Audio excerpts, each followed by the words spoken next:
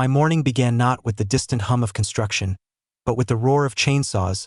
They were positioned directly outside my bedroom window in my pajamas. I hurried onto my porch and saw 4 men annihilating the oak trees that my late wife had so cherished.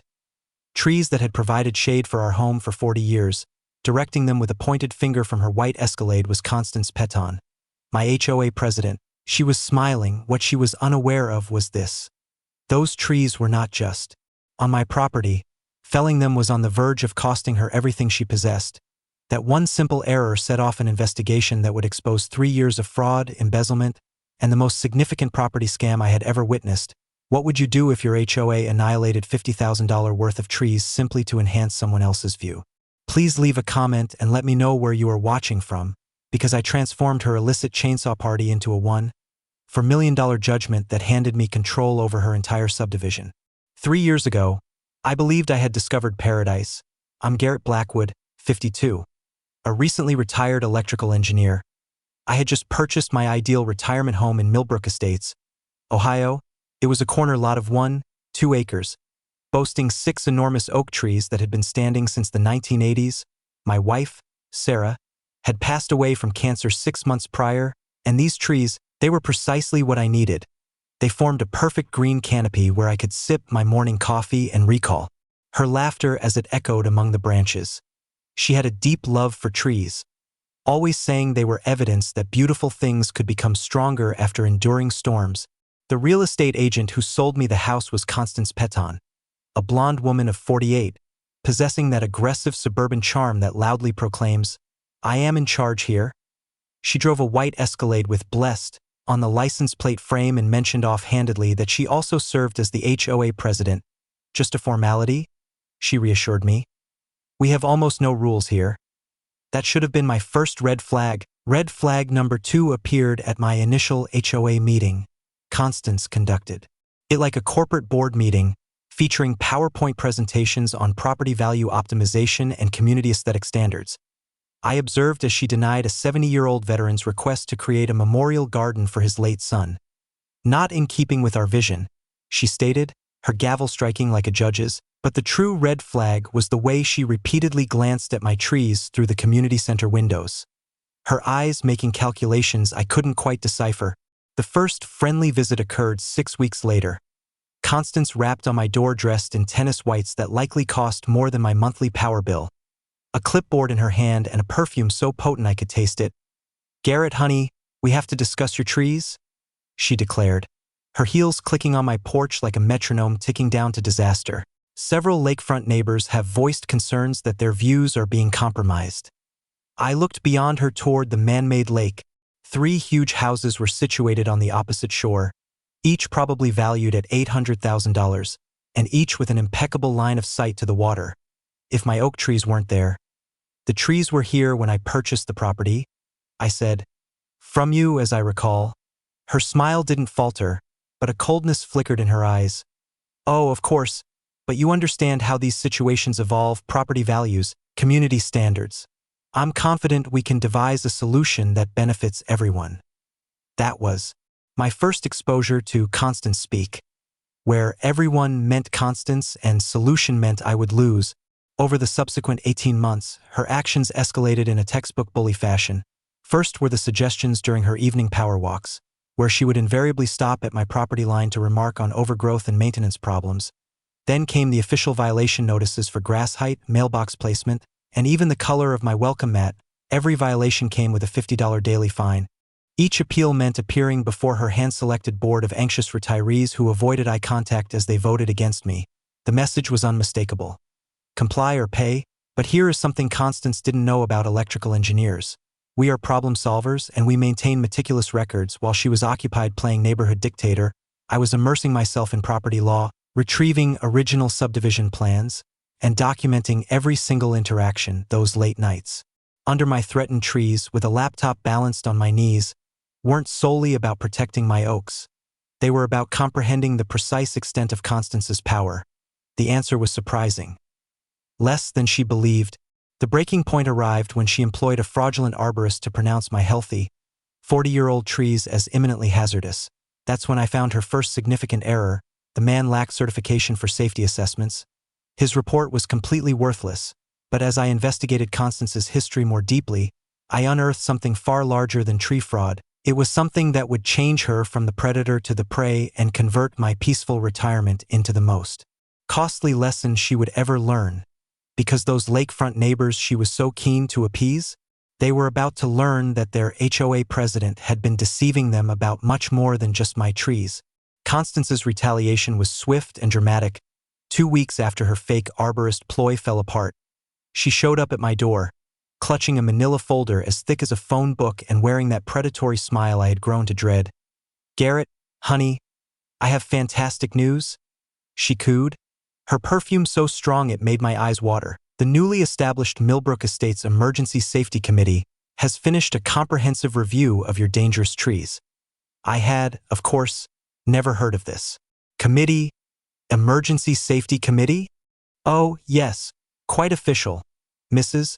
Henderson, the Johnsons, and myself, we have concluded that your trees represent an imminent threat.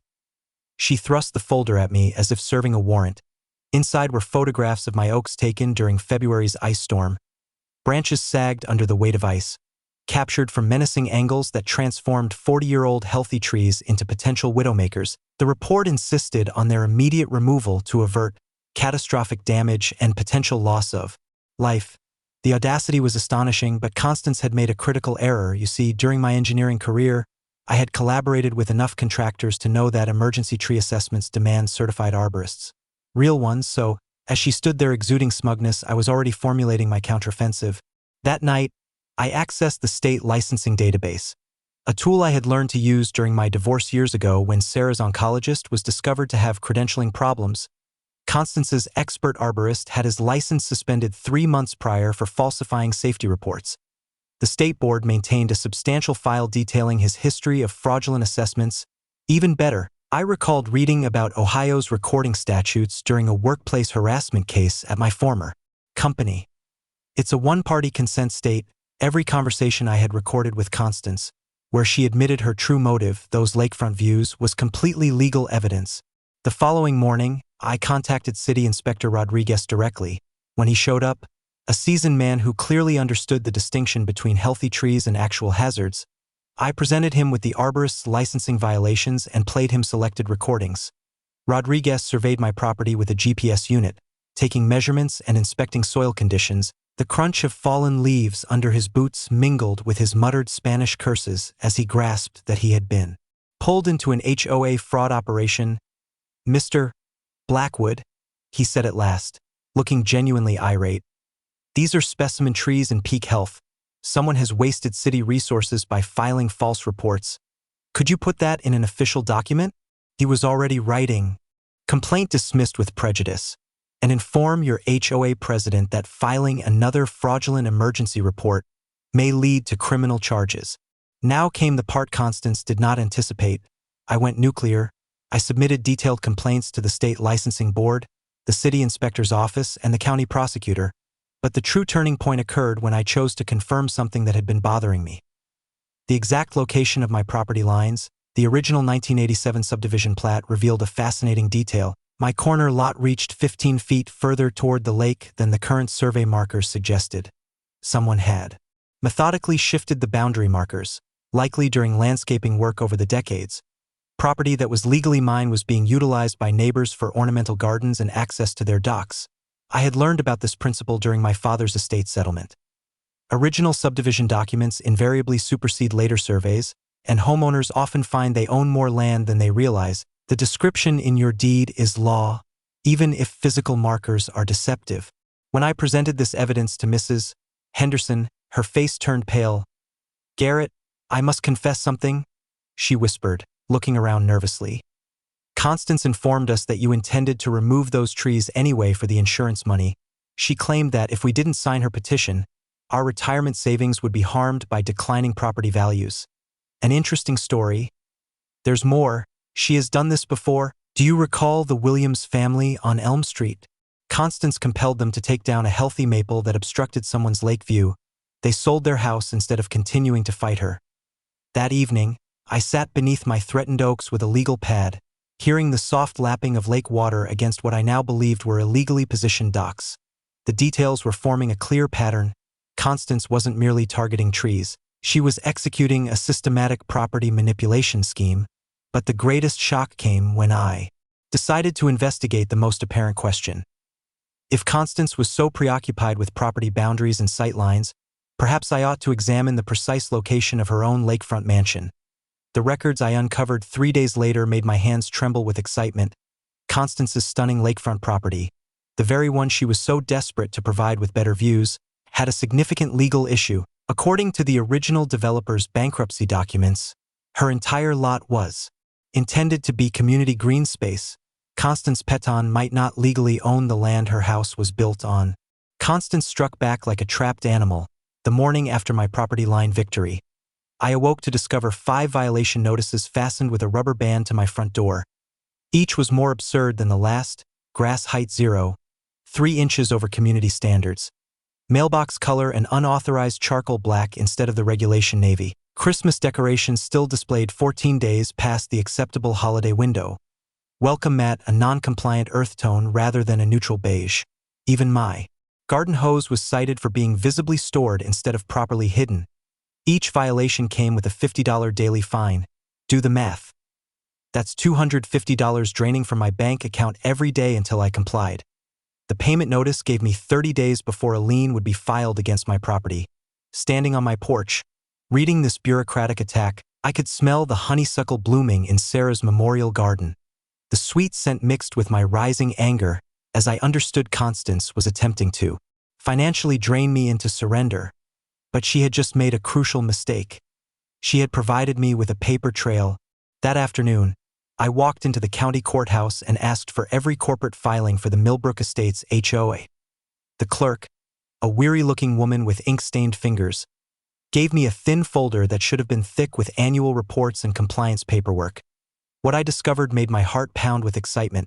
The Millbrook Estates HOA had allowed its Ohio nonprofit corporation status to lapse 18 months earlier. They had missed the annual renewal deadline and had never refiled, according to state law, a fact I had learned during a complicated consulting contract years ago. Expired corporations forfeit all legal power to collect fees, levy penalties, or enforce contracts. Constance had been conducting an illegal shakedown for over a year, but it was even better than that. The HOA's checking account was not registered to the Homeowners Association at all. For 24 months, every dues payment had been deposited straight into Peton Properties LLC, Constance's real estate firm. $250,000 in community funds was being funneled into her personal business account. I had stumbled upon systematic embezzlement. The Ohio Attorney General's fraud hotline was answered on the second ring. The investigator who took my call was practically drooling when I laid out the expired corporate status and the diverted funds. Mr. Blackwood, you're claiming the theft of more than $200,000 in homeowner dues? That's only the start, I replied, leafing through bank records I had obtained via a public information request. She's been using our money to fund fraudulent expert reports and enforce fake violations. While compiling my evidence, I decided to look into Constance's past. What I found made my hands shake with rage. She had executed identical scams in 2 prior neighborhoods. 3 families had been bankrupted by escalating HOA fines and forced to sell their homes below market value. Every sale was managed by Peton Properties. She was operating a property theft ring under the guise of community governance. The definitive proof came from her own Facebook posts. Constance had chronicled her entire operation online, boasting about helping neighbors increase their property values by eliminating unsightly obstacles. There were photos of beautiful, mature trees being felled, with captions celebrating improved sightlines and community aesthetics. She had effectively confessed to conspiracy on social media. I called an emergency meeting with the 3 sensible board members, the ones who had declined to rubber stamp her tree removal vote. We convened in Henderson's living room, where the aroma of fresh coffee failed to conceal the tension in the air. When I laid out the evidence, the expired corporation papers, the bank statements proving embezzlement, the documented history of forced sales, their expressions went through the same cycle of shock, disbelief, and fury. She's been stealing from us for 2 years. Johnson's voice trembled with rage. Worse, she's been using our own funds to fabricate fake emergencies and fraudulent violations. Every fine she has collected has been illegal. Henderson stood up abruptly and walked to her window, from where she could see Constance's mansion shining in the afternoon sun. No wonder she insisted on managing all the financial administration when she became president. We thought she was being generous with her time. She was being generous with our money. 2 nights later, Constance played her final hand. She convened another emergency board meeting, bringing her husband, City Councilman Richard Peton. For support, the fluorescent lights of the community center buzzed overhead like agitated wasps as neighbors entered. Sensing a major event was imminent, "Ladies and gentlemen," Constance declared, her voice resonating with false authority, "Mr. Blackwood's ongoing defiance is a threat to our entire community's property values. I am calling for an immediate vote to authorize emergency tree removal and expedited lien proceedings." That was my cue. I stood up with my evidence folder, feeling every eye in the room turn to me. "Before any votes are taken," I said, my voice clear in the abrupt silence, "this community needs to be aware that our HOA has been operating illegally for 18 months. Every fine collected, every penalty imposed, every threat made, all of it has been criminal fraud." The room erupted into chaos, but Constance hadn't finished fighting. In fact, she was about to make the error that would utterly ruin her. What transpired next still sends shivers down my spine. Constance remained frozen for exactly 3 seconds following my bombshell announcement, her mind clearly scrambling through damage control options. Then she did something I will never forget. She smiled. It wasn't the phony HOA president smile, but a cold, calculating look that signaled she had been preparing for this very moment. "Well," she stated, rising slowly and smoothing her designer blazer, "it appears Mr. Blackwood has done his research, but research is no protection against legitimate safety concerns." She took out her phone and placed a call right in front of all of us. "Yes, this is Constance Peton. We have that tree emergency we talked about. Yes, first thing tomorrow morning. No, the property owner will be out of town." My blood ran cold. She had been tracking my social media. My daughter Emma was graduating from college this weekend, and I had posted about my trip to Cleveland. Constance knew I would be away for precisely 8 hours. "Ladies and gentlemen," she announced, her voice heavy with feigned concern, "emergency tree removal will begin tomorrow at 7 a.m. We are facing a legitimate safety crisis that overrides any administrative irregularities Mr. Blackwood has brought up." The meeting descended into chaos. Henderson stood, shouting about illegal corporations. Johnson demanded to see permits. But Constance was already leaving with her husband, phone pressed to her ear. Making additional calls, I trailed them to the parking lot, where the sodium streetlights bathed everything in a sickly yellow light. The smell of imminent rain filled the summer air. "Constance, you cannot authorize tree removal on my property. You lack any legal authority." She turned to face me, and for the first time, I saw the true woman beneath the suburban facade. Her eyes were as cold as winter lake water. "Watch me," she said, getting into her Escalade. I barely slept that night at 5:00 a.m. I called in sick to Emma's graduation, the first time I had ever missed one of my children's milestones, and took up a position at my bedroom window with a camera. At 6:47 a.m., the convoy appeared. 2 pickup trucks, a wood chipper, and a county sheriff's cruiser. The tree crew appeared professional with hard hats, safety gear, and all the right equipment. But something about the entire scene felt off. I threw on some clothes and rushed outside as the chainsaws roared to life. "Stop! These are my trees on my property." The crew foreman, a weathered man with tobacco-stained teeth, seemed confused. "Ma'am said this was an emergency removal. I've got the paperwork right here." He showed me a work order signed by Constance Peton, Emergency Safety Coordinator, Millbrook Estates. The letterhead looked official, but I knew it was from the expired corporate documents, making it legally void. This woman has no authority to authorize anything. She isn't even running a legal HOA. That's when Sheriff's Deputy Martinez stepped in, a stocky man with nervous eyes who kept looking toward Constance's house as if awaiting orders. "Sir, I am here to oversee a legitimate safety operation. The city inspector approved this emergency removal." "What city inspector?" Martinez fumbled with his documents, visibly uneasy. Inspector Rodriguez signed the emergency authorization yesterday. But I had spoken with Rodriguez 2 weeks ago. He had specifically informed me these trees were healthy specimens and that any emergency claims would be fraudulent. Someone was lying, and I had a recording to prove it. While I was arguing with the deputy, the chainsaw started. The sound of steel cutting into 40-year-old oak filled the morning air, mingling with the diesel fumes from the chipper and my own frantic breathing. They felled 6 trees in 27 minutes, 6 magnificent oaks that had shaded my home since the 1980s, including the one with Sarah's carved initials, the memorial tree where I had proposed to my wife, where she had told me about her cancer diagnosis, where I had scattered some of her ashes. After the funeral, gone, reduced to wood chips and sawdust strewn across my ravaged yard. But here is the twist that altered everything. They didn't stop at my property line. In their haste to finish the job before I could obtain an injunction, the crew cut down trees 15 feet inside my confirmed boundary. Trees that were undeniably, legally, and absolutely on my land. Deputy Martinez realized his error the instant I pointed to the survey stakes. His face turned white as he understood he had just overseen the criminal destruction of private property. "Jesus Christ," he muttered, reaching for his radio. "We might have a problem here." The tree crew foreman looked ill. "Ma'am said everything on this side of the driveway. Didn't mention any property lines."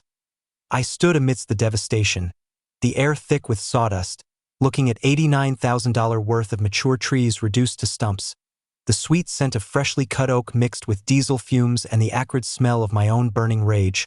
But through my grief and fury, a single thought emerged with perfect clarity. Constance had just committed multiple felonies in front of witnesses: criminal trespass, destruction of property, fraud, conspiracy. Enough charges to completely ruin her. She had wanted to cut down my trees to improve her view. Instead, she had just given me the evidence to take everything she owned, including, as I was about to find out, property that wasn't legally hers to begin with. The devastation was complete by 8:30 a.m. 6 mature oaks were reduced to stumps. My yard resembled a war zone, and Deputy Martinez was desperately trying to figure out how to word criminal property destruction in his incident report. I was photographing the carnage when my attorney, Marcus Bennett, called back. He specialized in property rights cases, and his voice had that particular excitement lawyers get when they sense a big win. "Garrett, you won't believe what I found in the subdivision records. Are you sitting down?" I glanced around at the sawdust covering everything. "Trust me, Marcus, after this morning, nothing can shock me. Constance's lakefront property was never meant to be privately owned. According to the original 1987 development plan, her entire lot, house, dock, everything, is situated on dedicated community green space." The word struck me like a physical force. "What are you talking about?" The original developer, Millbrook Construction, went bankrupt in 1989 before the final subdivision amendments were filed.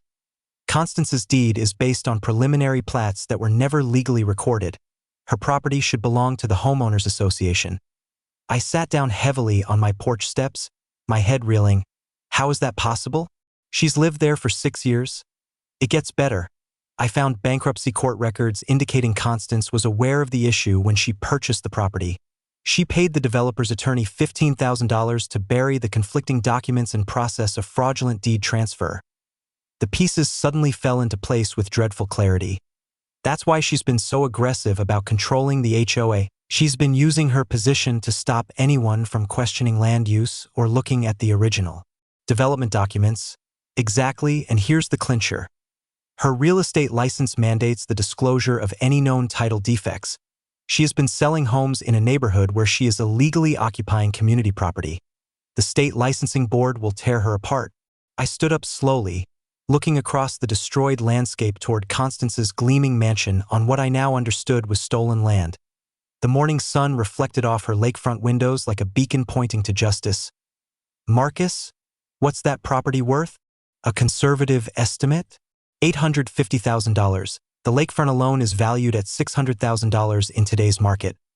My destroyed trees suddenly felt like a minor issue. "So when I sue for the tree damages, we're not just suing for trees anymore, Garrett. We are demanding the reversion of illegally privatized community property." This case just escalated from small claims to federal court.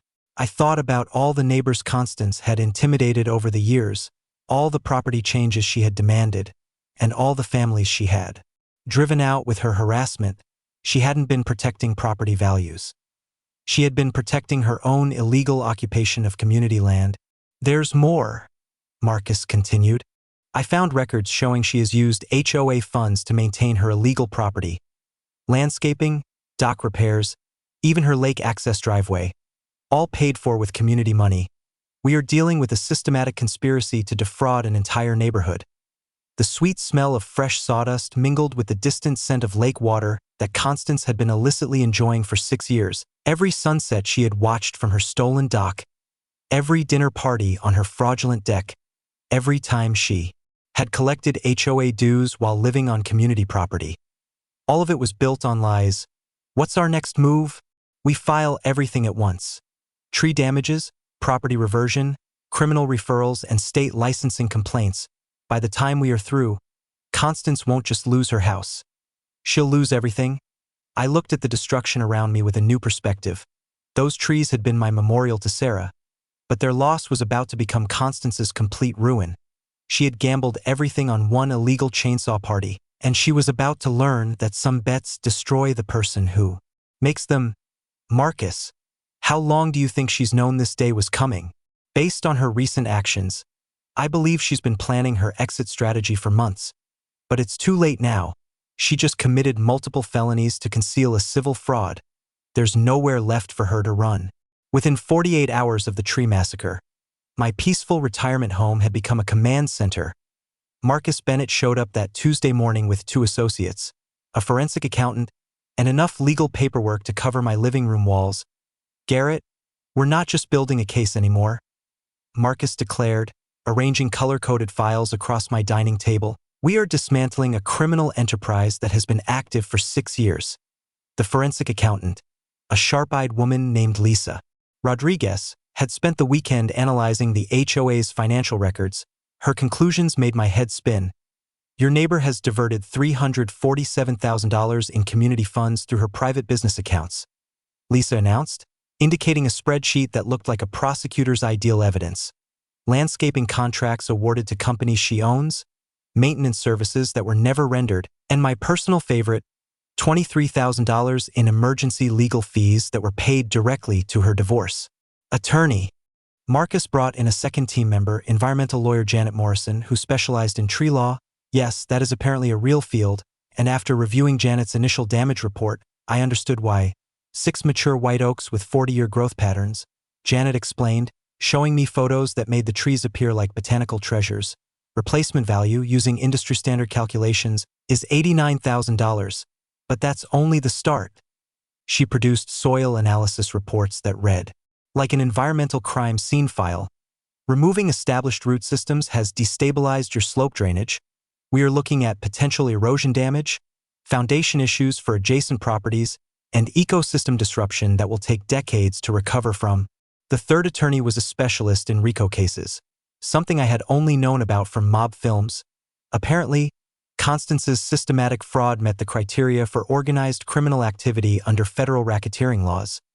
A pattern of behavior spanning multiple victims, financial fraud exceeding federal thresholds, and conspiracy involving public officials. He recited like a prosecutor's checklist. Your HOA president isn't just a neighborhood bully, she's operating a property theft syndicate. While the legal team assembled our case, I was focused on community organizing. News of Constance's illegal tree cutting had spread through Millbrook estates like wildfire, and my phone had not stopped ringing. Henderson was the first to call. Garrett, I've been reviewing my HOA files. Constance overcharged us $8,000 for community center repairs that were never done. Johnson called next. She forced me to remove a garden shed for being supposedly non-compliant, then had her landscaping company install an identical shed at her own house using HOA funds. By Thursday, 7 families had documented similar campaigns of harassment. Each story fit the same pattern. Fabricated violations, escalating fines, threats of liens, and forced compliance that invariably seemed to benefit Constance or her allies. The definitive proof came from an unexpected quarter. Carol Martinez, Deputy Martinez's wife, called me on Friday evening, her voice trembling with anger. Mr. Blackwood, my husband came home physically ill after that tree cutting. Constance told him the emergency authorization was from the city, But when he checked with his supervisor, there was no record of any legitimate order. Your husband was lied to. Worse, she offered him $500 cash to oversee the removal without asking too many questions. He thought it was legitimate overtime pay until he realized what had truly transpired. That conversation provided our final piece. Evidence of bribing a law enforcement officer. Marcus spent the weekend coordinating our multifaceted assault. Criminal referrals would be sent to the county prosecutor and the state attorney general at the same time. Civil lawsuits would be filed in both state and federal courts. Professional licensing complaints would target both Constance's real estate license and her husband's position on the city council. The key is timing, Marcus explained, pointing to a timeline that resembled a military operation. We file everything. Simultaneously, criminal, civil, and administrative complaints. She won't have time to conceal assets or fabricate counter-evidence. But the most gratifying aspect of our strategy involved the community itself. Ohio law permits homeowner associations to reclaim illegally privatized common areas through a majority vote. And we now had proof that Constance's lakefront property belonged to the community. Imagine the irony, Marcus said with a grin that could have illuminated the neighborhood. Streetlights? She destroyed your trees to enhance her lake view, and we're going to use that crime to take away her lake entirely. The final piece emerged when Janet Morrison's environmental assessment uncovered something remarkable. The area where my memorial trees had been located was designated as a protected wetland buffer in the original development plan. Removing those trees wasn't just property destruction. It was an environmental crime that fell under federal jurisdiction. Constance thought she was solving a sightline problem. Janet explained, reviewing EPA regulations that could add another $200,000 in penalties. Instead, she just violated the Clean Water Act on federal property. By Sunday evening, we had it all. Criminal evidence, civil damages amounting to $1 million, and documentation proving the largest property fraud in the county's history. The smell of fresh coffee mixed with the satisfaction of impending justice as I reviewed our plan of attack one last time. Constance had spent 3 years terrorizing an entire neighborhood. She was about to find out what happens when the neighborhood finally fights back with professional assistance and boundless determination. Constance's desperation became apparent the moment our legal documents entered the court system. On Monday morning, I observed from my kitchen window as a moving truck arrived at her lakefront mansion. By noon, a for sale sign was on her front lawn. The same premium lakefront property she had been illegally occupying for 6 years. She was attempting to liquidate her assets before the courts could freeze them, but Marcus had foreseen this. By 2 p.m., we had secured an emergency restraining order that blocked any property transfers pending our fraud investigation. The expression on Constance's face when the sheriff delivered those papers was worth every sleepless night I had gone through. That evening, she made her first major tactical error. Instead of keeping a low profile, she launched an offensive with a social media campaign worthy of a politician. I am being targeted by a vindictive neighbor who cannot accept community standards. She posted on the neighborhood Facebook group, accompanied by carefully cropped images of my unkempt yard. Mr. Blackwood has filed frivolous lawsuits to avoid paying legitimate HOA fines. The post backfired spectacularly. Within hours, neighbors started sharing their own Constance horror stories. The Hendersons documented $3,000 in fabricated fines. The Johnsons posted photos of landscaping they had paid for twice. Once through HOA dues, and again when Constance claimed the initial work was subpar. By Wednesday, 17 families had joined our class action lawsuit. But Constance's next action crossed into criminal behavior. She tried to bribe City Inspector Rodriguez, offering him $2,000 cash. And we can both pretend this paperwork got lost in a bureaucratic shuffle. Rodriguez's reply was flawless. Ma'am, you are asking me to commit a felony? I'm asking you to be reasonable about a simple administrative oversight. The FBI Fraud Division was thrilled with that recording. Attempting to corrupt a government official elevated her charges from state misdemeanors to federal felonies, which carried significant prison time. Meanwhile, I was engaged in a different fight. Constance had persuaded 3 neighbors to sign affidavits asserting that my trees had indeed been dangerous and that she had acted heroically to ensure community safety. The affidavits were clearly coached, with identical phrasing and the same suspicious details, but I had learned a valuable lesson during my military service. Always verify your intelligence sources. A little investigation showed that all 3 affidavit signers had received emergency property tax assessment reductions processed through her husband's city council connections. Each family had saved thousands in taxes just before signing statements that supported Constance. That discovery provided us with evidence of conspiracy and official misconduct involving a sitting city councilman. Thursday brought Constance's most desperate move yet. She filed a countersuit, alleging I had been harassing her family, threatening her safety, and conducting a malicious campaign of character assassination. The lawsuit demanded $500,000 in damages for emotional distress and defamation. Her error was including specific dates and incidents that I could refute with time-stamped evidence. She claimed I had made threatening phone calls on days when my cell phone records showed I was visiting my daughter in Cleveland. She alleged property vandalism during times when my home security cameras proved I had never left my house. Marcus actually laughed while reading her countersuit. Garrett, she just gave us evidence of perjury. Filing false claims in federal court is another felony charge. The community's response was overwhelming. Neighbors organized meal deliveries for my family, formed volunteer crews to help replant my destroyed landscape, and started a legal defense fund that raised $12,000 in 3 days. But the most significant support came from an unexpected place. Carol Martinez, the deputy's wife, organized a petition calling for Constance's immediate removal from the HOA board. Within 48 hours, she had signatures from 41 of the 47 neighborhood families. "We are tired of living under a dictatorship," Carol declared at an impromptu neighborhood meeting in the community center. The fluorescent lights buzzed overhead like angry wasps as she read the names of families who had been bullied, fined, and terrorized by Constance's rule. Henderson stood, her voice trembling with restrained fury. "She has stolen our money, destroyed our neighbors' property, and turned our community into a war zone. Enough is enough." By Friday evening, the walls were closing in from all sides. Federal fraud investigators had frozen Constance's bank accounts. The state licensing board had suspended her real estate credentials pending the criminal charges. Her husband was facing ethics violations that would terminate his political career. But Constance was not done. Saturday morning brought her final, desperate attempt to hold on to control and the mistake that would ruin her completely. She called an emergency HOA meeting for Sunday afternoon, stating that urgent community business required immediate attention. The agenda promised a final resolution of ongoing disputes and important financial decisions. I knew she was planning something disastrous. I just didn't realize she was about to confess to everything in front of 50 witnesses on a live Facebook stream. Saturday night, sleep eluded me. Something about Constance's emergency meeting felt like a setup, but I couldn't discern her angle. At 3:00 a.m., while pacing my kitchen, my phone buzzed with a text from an unknown number. "She's planning to dissolve the HOA tomorrow and claim bankruptcy protection. Thought you should know, a friend." My blood ran cold. If Constance could legally dissolve the homeowners association, she might evade liability for the embezzled funds and fraudulent acts.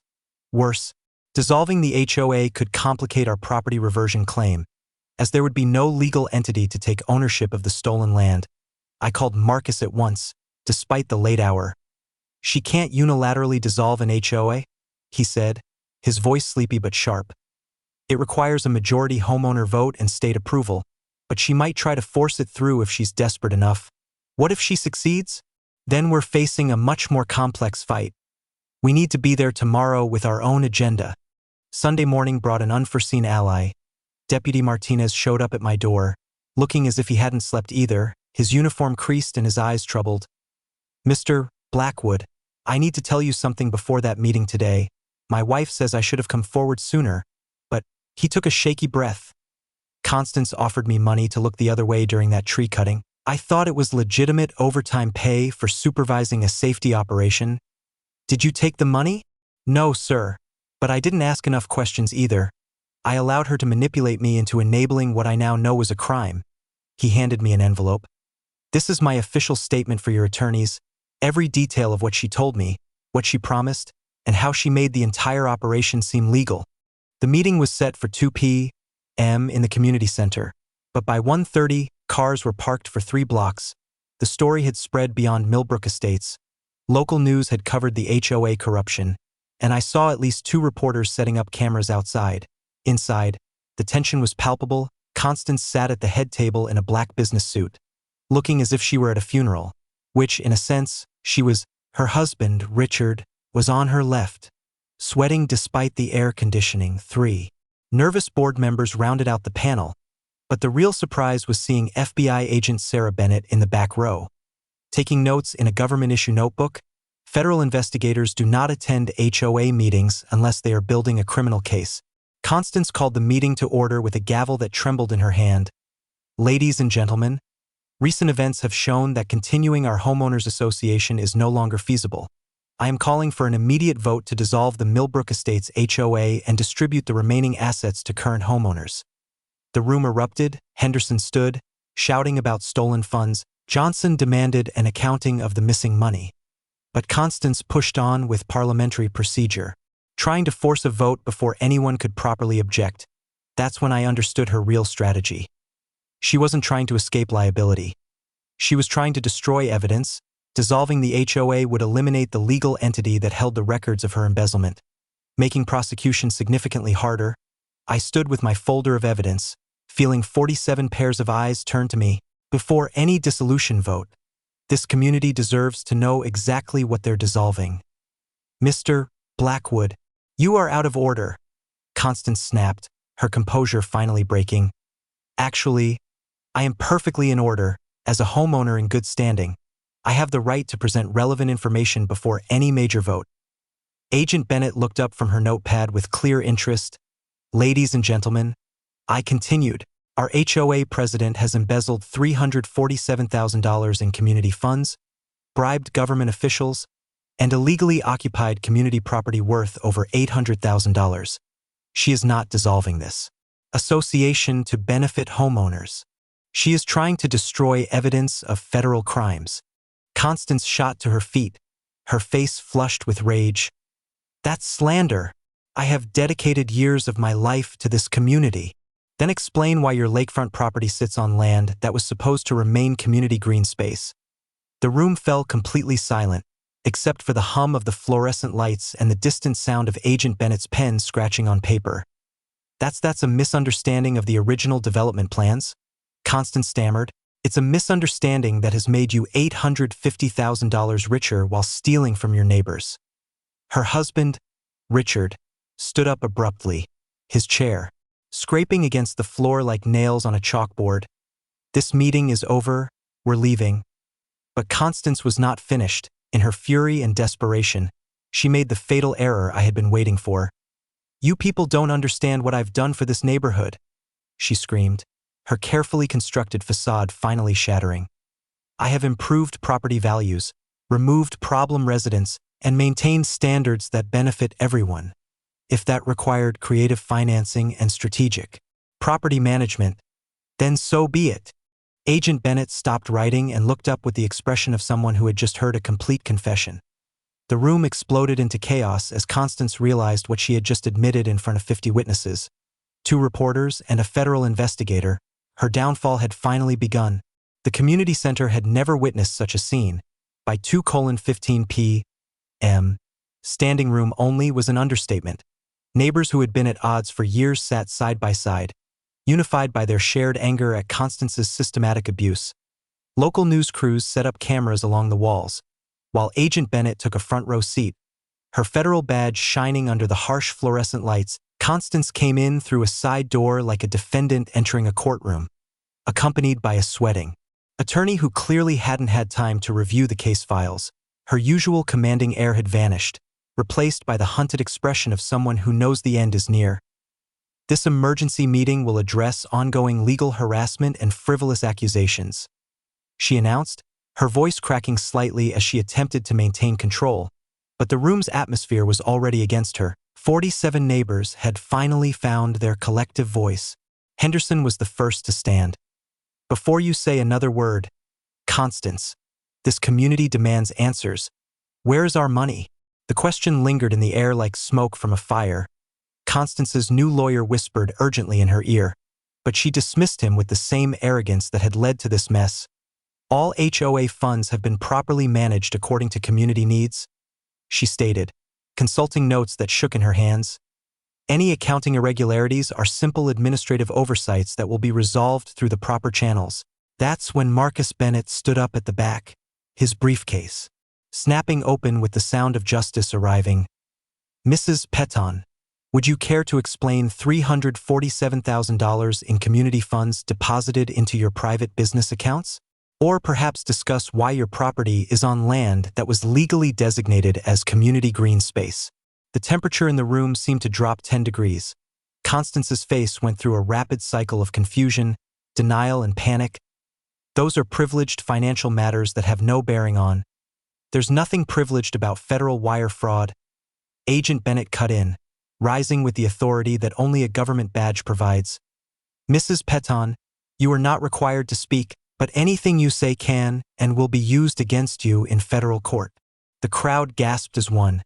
Someone in the back began recording on their phone, and within seconds, a dozen other cameras were capturing what was about to become the most watched HOA meeting in Ohio's history.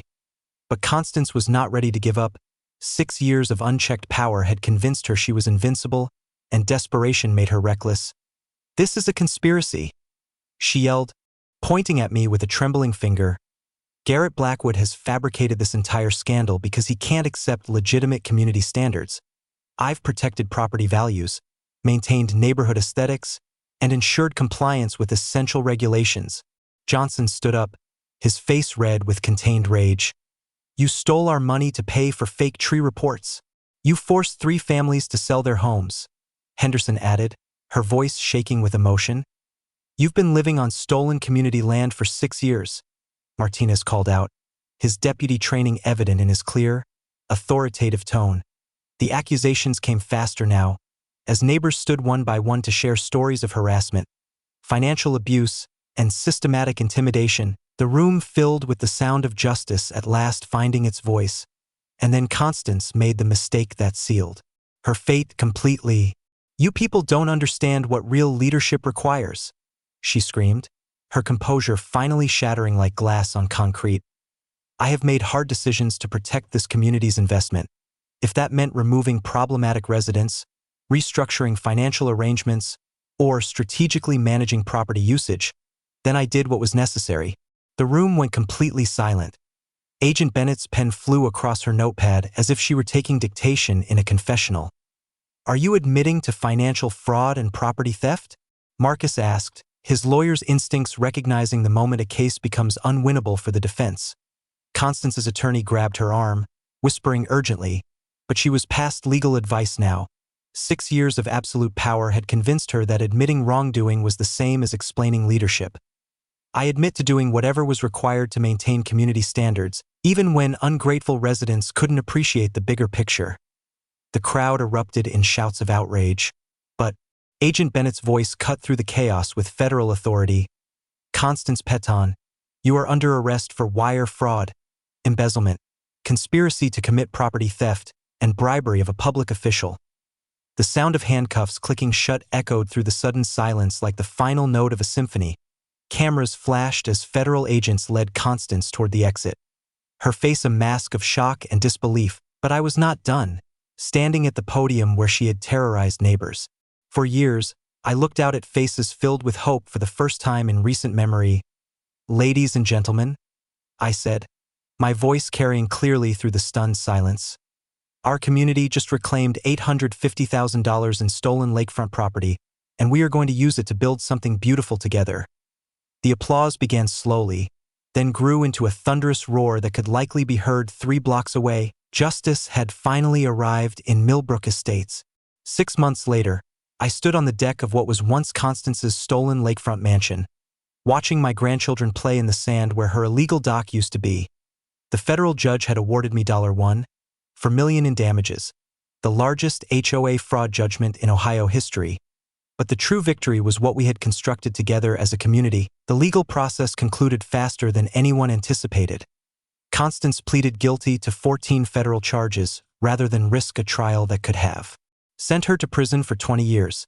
The plea deal mandated full restitution of the embezzled funds, forfeiture of her illegally occupied property, and community service teaching ethics classes to real estate professionals.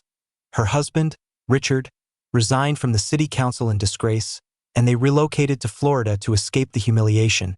But justice was merely the start of our story. The reclaimed lakefront property became the core of our community's revival. Where Constance's mansion had been, we built the Sarah Blackwood Memorial Community Center, named for my late wife, who would have loved seeing neighbors unite around something positive. The center now hosts everything from children's art classes to senior citizen bridge tournaments, funded entirely by the recovered embezzled money.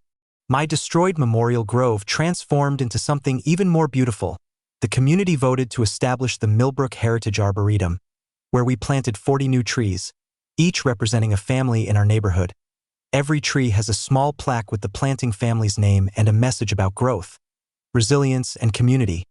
Sarah's memorial oak is at the center, its brass nameplate reading, "In memory of love that grows stronger through seasons of storm." The ripple effects reached far beyond our neighborhood. Our case became mandatory reading in law schools for courses on HOA fraud, and the Ohio legislature passed the Millbrook Act, new regulations that require independent financial audits and criminal background checks for HOA board members. 3 other communities have used our legal precedent to reclaim illegally privatized common areas, recovering over $2 million in stolen community assets. But the most rewarding outcome was personal. My retirement, which had been ruined by Constance's harassment, was transformed into something meaningful I had never anticipated. The Millbrook Property Rights Education Foundation, established with a portion of my settlement funds, offers free legal consultations for homeowners dealing with HOA abuse. We have assisted 17 families in fighting fraudulent violations and have recovered over $300,000 in illegal fees. Last month, we held our first annual tree festival, celebrating both environmental stewardship and community solidarity. Local families brought picnic blankets to spread under the shade of our Memorial Grove, while children played on playground equipment built where Constance's Escalade used to intimidate neighbors. The scent of grilled burgers mingled with the sweet fragrance of honeysuckle blooming along our restored lakefront. Henderson, now our democratically elected HOA president, delivered a speech on the power of neighbors uniting against corruption.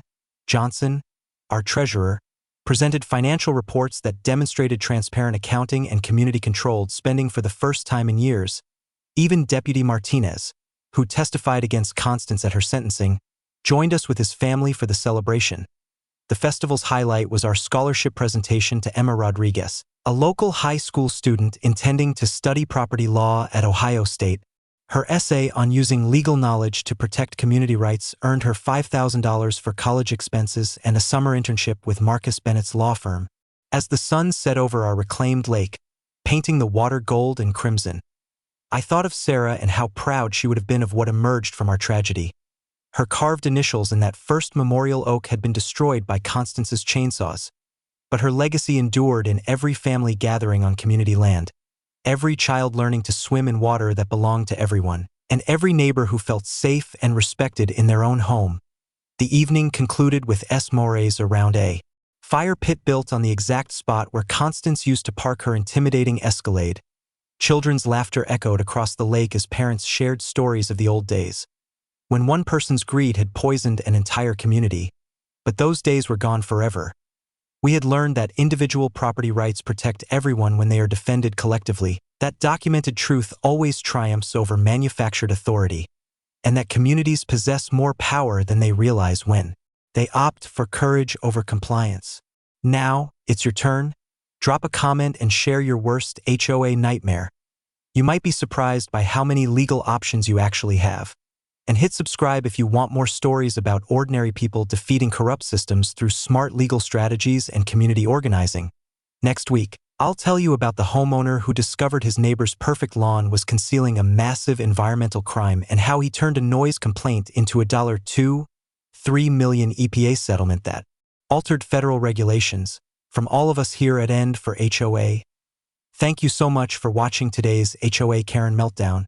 If you enjoyed seeing neighbors stand their ground and karma catch up, smash that like button, leave a comment with your thoughts, and subscribe so you won't miss the next HOA drama we bring you.